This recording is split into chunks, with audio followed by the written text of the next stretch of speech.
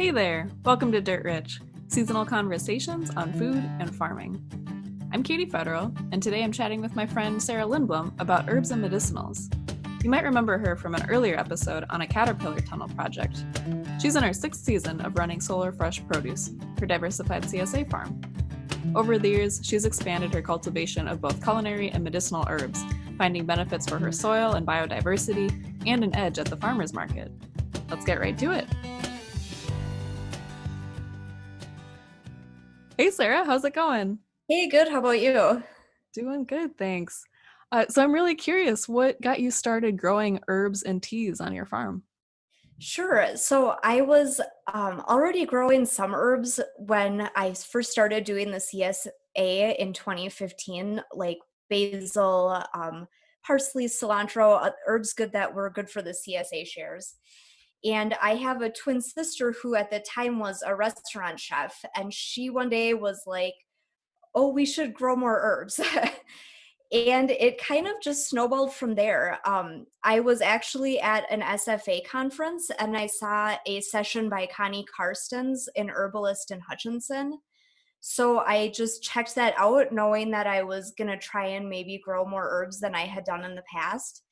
And she was so enthusiastic about herbalism and she had great information. I got one of her little booklets that she had available, and it was kind of the intro to medicinal herbs for me. I hadn't really been familiar with some of these herbs she was talking about, and I was intrigued. And that was a few years ago, and I'm still growing and expanding the different herbs that I'm growing now. So that was kind of some of the impetus, was thinking about culinary herbs, and it kind of just ended up going in the direction of medicinal herbs too.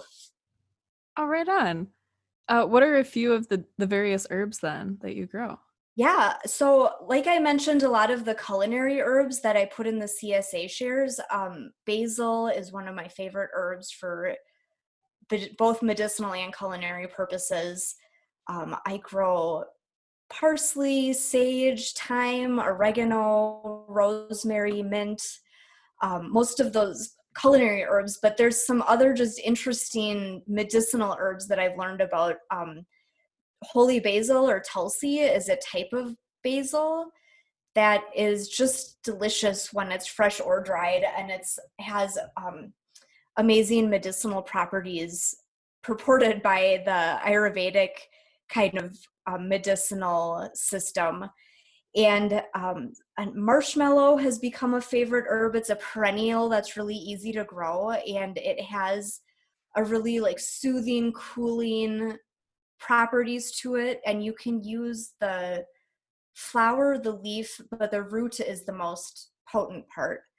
Um, and then some of the other medicinal herbs that I like to grow are like calendula is very easy to grow, or trying to think, now I'm spacing out on some of the medicinal herbs I like to grow, but there are just so many.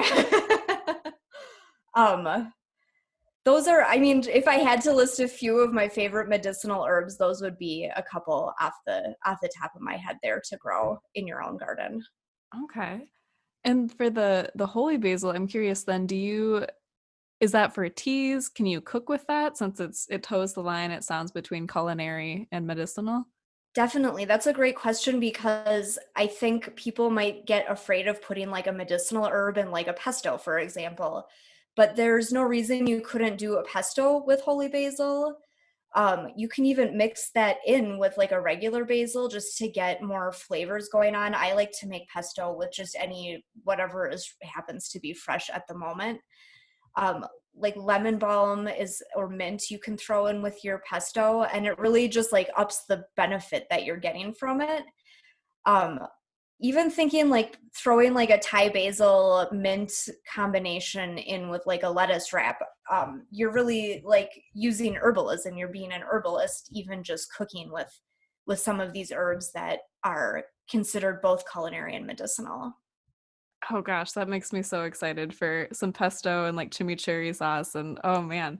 Yeah, it's a great way to use herbs, is just making a pesto sauce that you can then just put on basically anything that you're eating for dinner that night. So How do you sell all these herbs? Like fresh, dried? What's kind of your gamut there? Sure. So I mentioned that I put a lot of herbs in the CSA and I include a lot of information in like my newsletter about how to utilize those herbs, especially if it's some sort of medicinal herb or something that might not be as familiar. But herb marketing, especially for the tea blends, I found is a whole different ballgame than just boxing up some produce and putting it in a CSA box.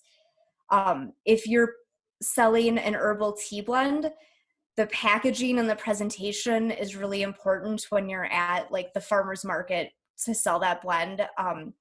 You want to have a lot of information, but not too much information, and also just display the product so that people can see what the quality is.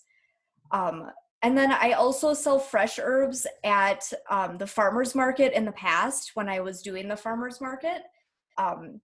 And the nice thing about selling fresh herbs at the farmer's market and also doing dry herbs is whatever you have, whatever I have left at the end of the farmer's market day, I will just dry those, and those can then be used in either culinary or medicinal herb blends.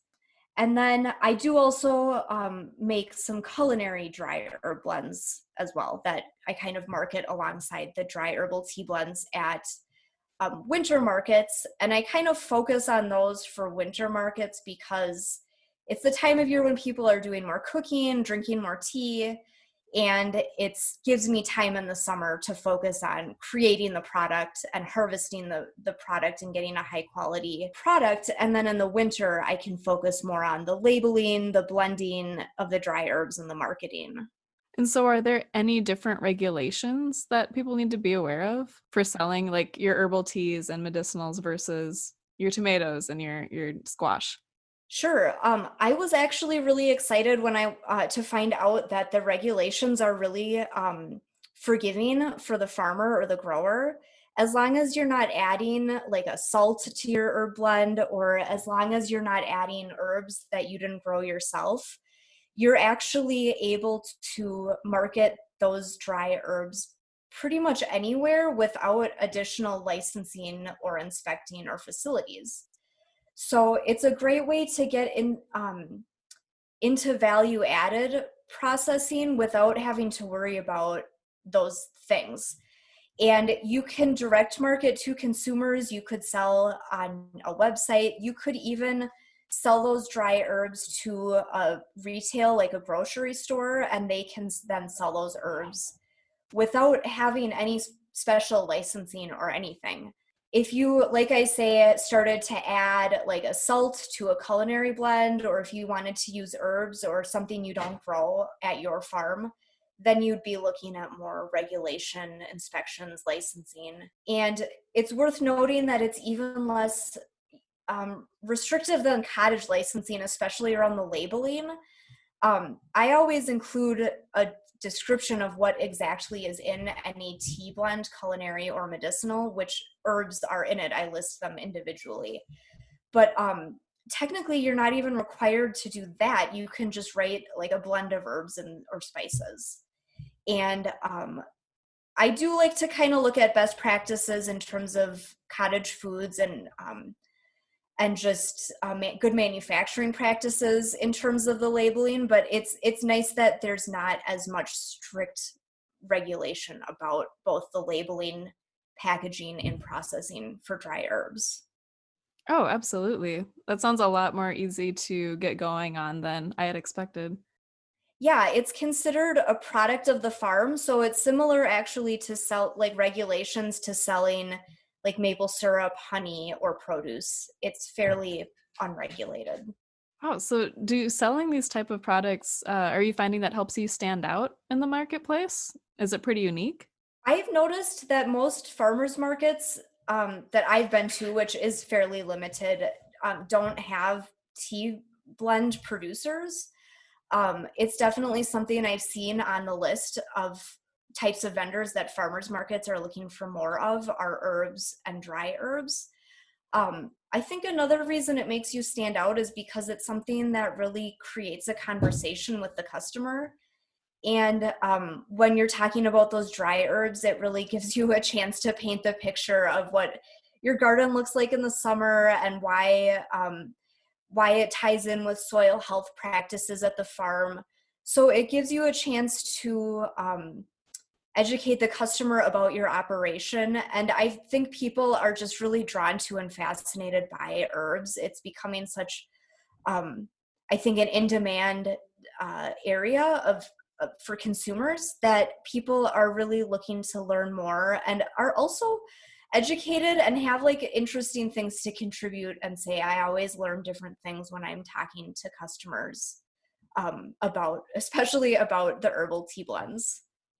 So I remember you telling me that this year you're not doing the farmers markets. Do you have an alternative method of selling your teas? Are you able to just pretty much do online or through your CSA? So I'm not 100% sure what's going to be happening in terms of winter markets and down the road. That's part of the reason that I'm still going to continue to focus on the dry herbal tea blends, is that it's something I can kind of put the effort right now into harvesting, drying, growing the herbs. And I'm not going to worry too much yet about that piece because I have a few ideas in mind. I was thinking of doing a winter CSA that I've never really done that before, and possibly including dry herbal tea blends in that. I'm also thinking this winter might give me a chance to kind of improve the online website sales of the herbal tea blends. So I think especially if you're like shifting, if you're a farmer who's shifting what your focus is going to be, if there's a way you can think about, maybe you've lost markets now, but there's a product that you could hedge for just having available this winter, at least it'll give you time to kind of make sure you do have a product and give you time to think about the marketing and whatnot. So that's kind of my plan, is to just really take this time to focus on creating a really high quality product and planning on what the marketing is going to look like this winter, whether that be winter markets or if that's shifting to more online sales and mailing and shipping the product. So we'll kind of have to see how it goes in terms of that, but I'm still at a pretty small scale that I'm able to adapt to what I think the market will have in store for us this winter. So And I know you're really attentive to soil health on your farm. So how does your herb production, how does that all fit into your practices? yeah, when back when I first started thinking about growing more herbs, it just kind of was all of a sudden like a no-brainer. Like it just seemed that if I was growing vegetables, mixing herbs into the mix was going to have enough benefits that even if, say, I didn't have time to get around to doing all of the creating the dry herbal products, I would still see benefits from having the herbs just by their mere presence in the garden. And the reasons for that I've observed is just of course, bringing pollinators. The different variety of herbs will attract a wider variety of pollinators and just help keep the insect population more in balance.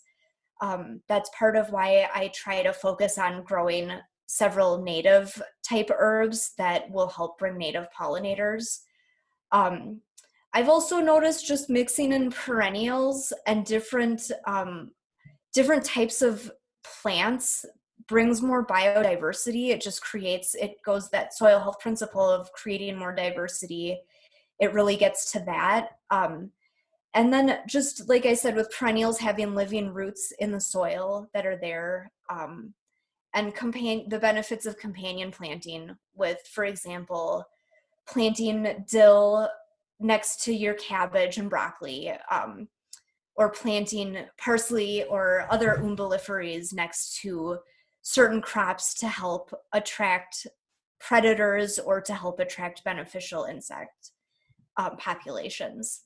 So there's just a whole list of reasons why it seems like there are great benefits to incorporating herbs into a vegetable garden, and I'm sure I will still discover more benefits the longer that I do this. And I am curious just to find out as things progress, as I do it longer, just seeing what benefits I will get more down the road, I guess. Could you define Did you say umbelliferes? An umbelliferae is like anything in basically the carrot family. So that includes, if you think about planting a fennel will help attract the swallowtail population. Carrots, celery, celeriac, parsley, parsnip, all of those vegetables are in the umbelliferae. I may not even be pronouncing that right. I don't know. But I believe it's umbelliferae. It's such a great word. I was like, ooh, that is a new one. Yeah. That's really neat. And I know you're 6 years in here, but yeah, from what I've gathered from other farmers too, is just the benefits of soil health practices just unfold like for decades. And so yeah, I'm curious too to see what you keep learning that way too. Um oh, there's Dexter in the back. There's Dexter. He found something. Love a good dog at the other end of the Zoom meeting. Oh, for sure. And so I'm curious, so I am like more of an at-home gardener or windowsill gardener. Do you have any particular suggestions for herbal varieties to grow on a really small scale? Sure. And it's worth noting that a lot of herbs do really well in pots and in container gardening. I get a ton of enjoyment from my container tabletop garden and just a lot of herbs, even from a small, not if you don't even really need a garden space to have herbs growing. Some of my favorite container herbs are thyme, sage, rosemary, marjoram, basil. Holy basil would be a great tabletop garden herb. Um, Calendula is even another name is pot marigold for calendula, so that actually grows well in pots. Um, so that's a good way to go to get started or to go about it if you don't have a lot of space. And if you're a home gardener, again, if you're growing vegetables, that looking for different herb companions is a good way to get more herbs and make the most of your space. So some good companions, basil and tomato is a classic companion. I mentioned dill and cucumbers and cole crops, so like broccoli, cabbage. Dill goes great with those vegetables. And just anywhere that you need a little ground cover, slip in some thyme, or if you have an area that gets a little neglected and you don't want mint to maybe take over your raised garden box, stick it in like a part sun corner of the yard where you don't have to worry about it taking over. Same with oregano. And those perennials will come back year after year. So if you have a spot that you can, be gardening longer term, those are great to just get planted, and then you'll be getting the benefits down the road without having to do all that extra work in the spring every year. And I think if you're a home gardener, get herbs as a really good place to get started. You can kind of learn the nuances of both seed starting and just caring for the little plants, and then graduate to like tomatoes and zucchini, cucumbers, things that maybe require more fertility, more trellising, a little bit more space. So I think herbs are a great gateway into gardening for home gardeners, and they're also a great high value, thing to grow. So if you want to focus your energy on something that might save you a little more money, fresh herbs are so expensive, and dry herbs, if you can dry your own herbs at home, the flavor doesn't compare to store-bought. So I think it's a good place to put your energy if you're a home gardener is with herbs. And the other tip would just be start small, pick out a few things that pique your interest, and then kind of go from there. Because if you bite off more than you can chew, you might end up with no successes instead of a few really good successes. So. Right. That is some good gardening advice that I've heard time after time is just like pick stuff you like, start small, then you'll like be sure to actually get something out of it that you get to eat. Exactly.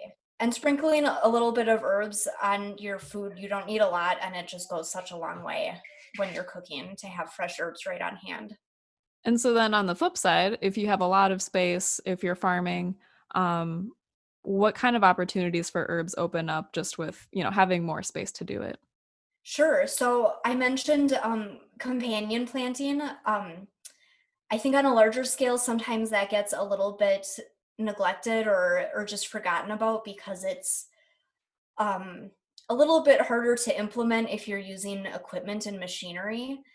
But at the same time, if you have a window of opportunity to sneak in an herb in that space where a vegetable isn't really taking up that space yet and the soil is just kind of there bare, that's a good opportunity to sneak an herb in right alongside of that vegetable.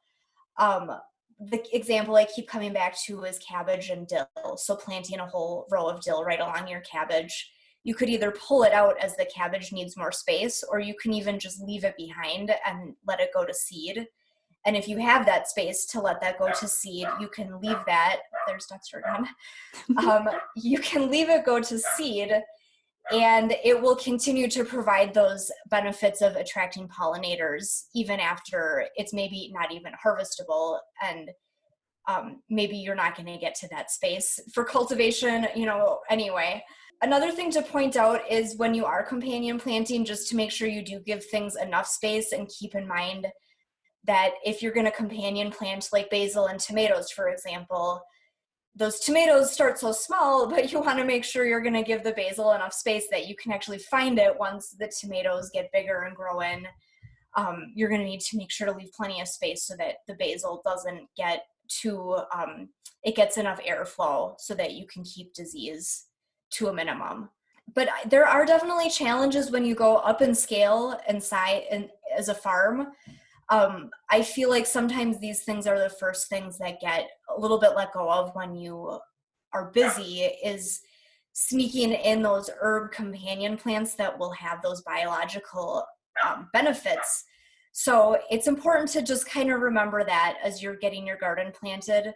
Even if you can't do companion planting, maybe set aside an area either for flowering herbs or for native plants, native herbs, just to have that set aside and have that presence on the farm if you can't manage to companion plant them right alongside the vegetables. So how do you ensure that you get a quality product like post-harvest when you're doing the processing? Sure. So when you're, I guess the first step would be just to make sure you're harvesting the herbs correctly in the first place. So I like to make sure I do that at the time of day when the moisture has dried from the leaves or the petals, foliage, but before the heat of the day has really set in. And then as soon as I harvest the leaves, I usually, depending on the herb, most of the time will wash it in cool or cold water, and then get it in the drying area right away as soon as possible after harvesting it. It's worth noting, just when you do harvest herbs, especially if you're harvesting like native medicinal herbs that have cultural significance for example, like local native groups of people, native communities, it's good to just get yourself in a clear state of mind before you harvest, and take just a minute to give some gratitude towards the land before, and to the herb and the plant before you harvest it. Some people will even ask permission, whatever kind of works for you, just making sure that you're harvesting that herb in a respectful way. So then after you harvest your herb, making sure to only take the best, nicest looking leaves, usually taking the leaves that are not the oldest, but also not the youngest, and usually also not going to seed unless that's the part that you're trying to harvest, or if you're trying to harvest the flower. So kind of figure out what type of part of the plant you're harvesting. And then when you dry the herbs, you just have to make sure you're paying attention to the temperature and humidity. Usually, I think it's around like 90 to 100 degrees is considered ideal temperature for the herbs for drying. And then you just obviously want low humidity, a good airflow while in the area where you're drying the herbs, and also out of direct sunlight. Direct sunlight will degrade the quality and the color of the herbs. So then I just use a combination of baskets. I have some drying screens that I made with like a stainless steel screen that I use for when I have a bigger quantity of herbs. And then I also use like a laundry drying rack, and I will just hang little bundles of herbs on those racks in just like usually like bundles of like 10 stems per bundle of certain herbs. And just make sure your herbs aren't touching each other. You want to kind of keep them separate as you're drying them. And then just keep an eye on them, flip them like every couple of days maybe if you think it would be useful.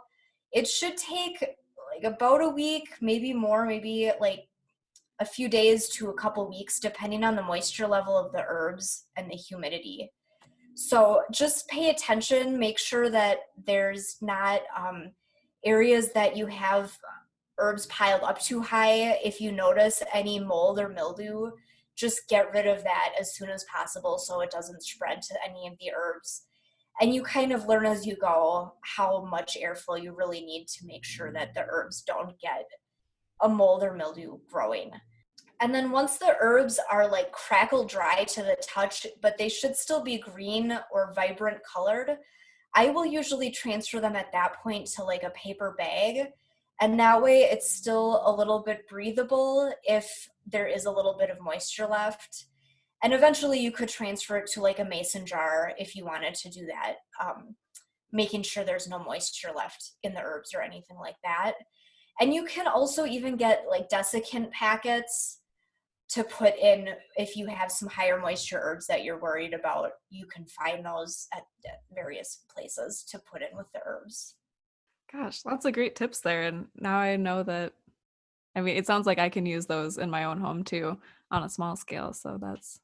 Yeah, definitely. I would say certain herbs are really easy to dehydrate, like oregano, thyme, rosemary, and sage. They're very low moisture, so they're hard to screw up even if you don't have a dehydrator. But if you do have a food dehydrator, if it's pretty humid out, it's nice to use that for certain things like basil, mint, anything that just seems like higher moisture. If you want to do like garlic or peppers for herb blends too, a dehydrator is a nice investment. So one last question for you. Have you learned any cool fact lately about one of the herbs that you grow or something that you found really interesting? I just have noticed, and I forage a little bit for most of the herb blends I make have both cultivated and wild foraged herbs. I like to do a combination of both. And I have just noticed a ton of wild lettuce at the farm this summer. It kind of looks like a cross between like thistle and dandelion. It's like a grayish green. And it's, I just think it's interesting it's showing up that it's been this like hot, dry spring so far. And wild lettuce is such a cooling, moistening herb. And it's a little bit more bitter than like a regular lettuce. So that kind of gets the system going. But just noticing it, and like when you see like an herb growing at your house or your farm, especially if it catches your attention, it's always worth just like looking into what that herb is for. It might be just exactly what you need. And I feel like wild lettuce is just like the herb that I need right now to try and like hydrate and like get through this dry spell. So Oh gosh, no kidding. Yeah, it's been such a hot week.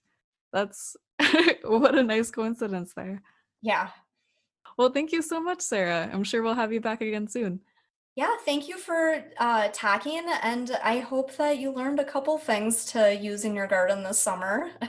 Absolutely. Oh, yeah, no kidding. And I feel like people will be able, you provided a great entry point for people to get started, or even for folks who are already growing herbs. I'm sure we'll have some things to take away from that and improve their operation a little bit.